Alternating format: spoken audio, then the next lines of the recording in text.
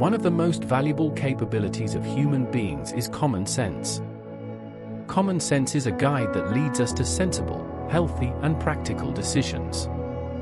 It contributes to our safety, promotes our well-being, facilitates relationships with others, and helps us adapt to circumstances.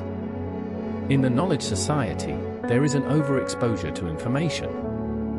Every day, we are saturated with messages of all kinds. In view of this, it is advisable not to lose sight of common sense, evaluating the information that reaches us critically and sensibly. What we are told about Stoicism is not an exception, and must be understood with common sense. Misinterpreted, this doctrine carries significant risks to mental health and emotional well-being.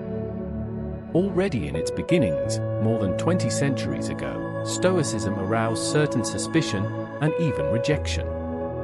Taken to its ultimate consequences, the Stoic doctrine was unviable for many, and the life of the Stoic was unappealing to the ordinary citizen.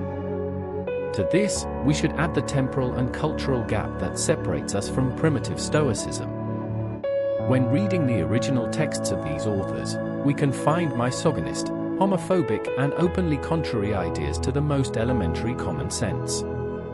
Stoicism, misunderstood and misapplied, can do more harm than good, affecting people's mental and emotional health. Its misuse can lead to emotional repression, insensitivity, and denial of legitimate needs. Here, we discuss some of the harmful effects that can result from a misinterpretation of Stoicism, along with the correct way in which the precepts that make up this doctrine should be understood. Emotional denial. Acceptance of the inevitable has sometimes been interpreted as a form of emotional insensitivity. A person who adopts an extreme Stoic perspective may continually repress negative feelings, understanding their expression as a sign of weakness. This attitude can lead to a state of emotional denial, where legitimate feelings are silenced, rather than properly addressed and processed. Over time, this emotional repression can affect mental health in the form of stress or anxiety. It can also affect physical health, leading to various ailments. Stoicism, however, does not advocate denying emotions, but favoring a healthier and more balanced relationship with them. It is not about becoming insensitive or indifferent to emotions, but about becoming aware of them and managing them in a more appropriate and constructive way. For example, when faced with a negative feeling, such as revenge, the Stoics do not propose repressing it, but rather channeling it in a constructive sense that improves us as people. This is how Marcus Aurelius puts it, when he assures that the best revenge is not to be like your enemy. Lack of empathy. The idea that Stoicism leads to a lack of empathy is a misunderstanding of the dualism of control.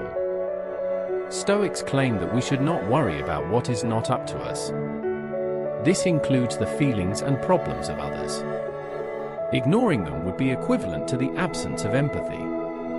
But the texts of the Stoics are replete with references to the concept of universal community and the nexus that unites all human beings. Living in accordance with universal reason means recognizing our connection with others and treating them with kindness and consideration. This is part of the concept of virtuous living found in the Stoics. This is how Epictetus understands it. Don't just focus on your own interests, consider the needs and desires of others as well. Live in harmony with your peers. For Seneca, kindness and consideration for others are virtues that enrich our own lives and the lives of those around us. Resignation. Some have understood that accepting inevitable circumstances is equivalent to passive resignation. This is an interpretation contrary to the essence of Stoicism. Far from promoting passive resignation in the face of circumstances, Stoicism proposes actively accepting the inevitable and focusing on what we can do. It depends on us, firstly, our attitude, and secondly, the way we respond to situations.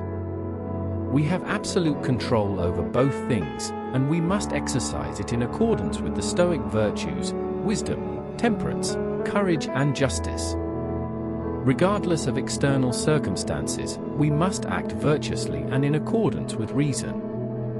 Acceptance of the inevitable means assuming it with serenity, while responding in accordance with Stoic virtues. Seneca explained it with these words: "Do not grieve for what is not in your control.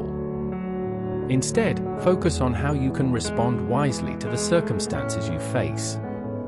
Give up pleasure." Stoicism, misinterpreted, can also distort our perception of pleasure, making us believe, erroneously, that true virtue lies in sacrifice, renunciation, and deprivation. The repression of desires, the renunciation of passions, and the abandonment of activities we enjoy can have very negative effects on our quality of life. The suppression of personal satisfaction can lead to a meaningless and emotionally unhealthy life. But Stoicism does not propose the renunciation of pleasure, but rather the fact of pursuing it in a disorderly manner. Against this, it promotes moderation and balanced enjoyment, in harmony with virtue.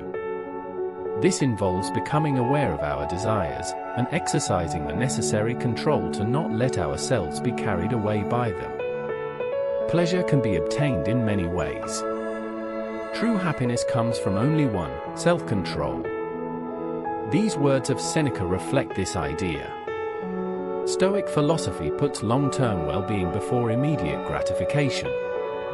If you want happiness for yourself, start by reducing your desires, said Marcus Aurelius. Social and emotional isolation.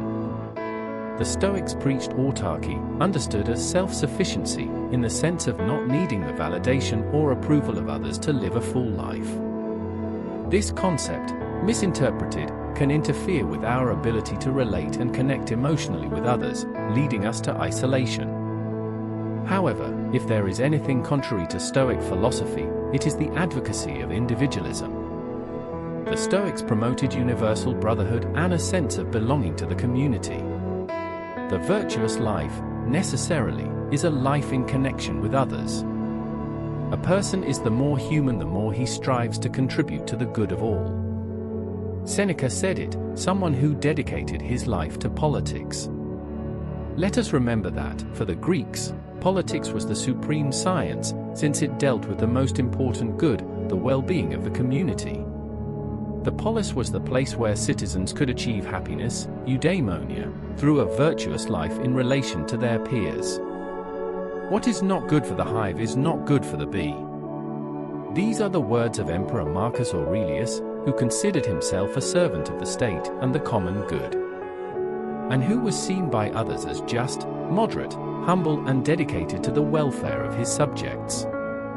Stoicism does not promote social isolation, but virtuous living in community, maintaining a healthy balance between emotional independence and social connection. Perfectionism. Certain interpretations of Stoicism can encourage extreme perfectionism, where people impose unrealistic and unhealthy standards on their lives. This can lead to high levels of stress, self-demand, and negative self-worth, which do not help to overcome the difficulties and problems we face. Stoicism promotes the cultivation of virtue and personal development, within the limits of human nature and practical reality. While this doctrine advocates moral excellence and the pursuit of wisdom, it recognizes that absolute perfection is unattainable. Against this, the Stoics recommended focusing on gradual progress and personal growth on the path to virtue. Stoicism teaches that we should strive to live in accordance with our principles and values, accepting our limitations and failures with humility. This does not mean seeking absolute perfection, but aspiring to be the best we can according to our abilities and circumstances. In this regard, Marcus Aurelius offers us a useful advice. Do not be discouraged if you do not always manage to live according to your principles.